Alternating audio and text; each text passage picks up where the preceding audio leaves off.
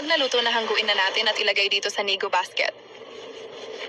At ibilad natin ito sa araw ng mga 2 days.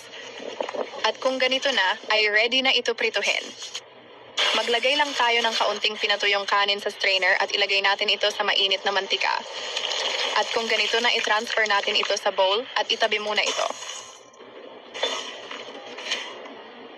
Dito sa pan, maglagay tayo ng 3/4 cup sugar at 2 tablespoon calamansi juice. Haluin lang natin at hintayin na kumulo at iswirl natin ito para hindi masunog. At kung nag-clear na ang sugar natin, ihalo na ito sa ating puffed rice. Haluin ng mabuti hanggang sa makoat natin lahat at i-transfer natin sa molder habang mainit pa. I-press lang natin at gagamit lang tayo ng rolling pin para mag-flatten ito. Maglagay din ako ng peanuts sa ibabaw. Pagkatapos, i-cut natin ito ng pa-square. At kung umabot ka man na manood sa part ng video na to, pwede ba malaman kung saang lugar ito nakarating? At maraming salamat po sa panunood. At ito na ang ating masarap na merienda na ampaw or puff rice. At siguradong mag-i-enjoy ang mga bata na kumain nito. Gagawa naman tayo ngayon ng ampaw or puff rice. Isa din itong masarap na delicacy sa Carcar City, Cebu.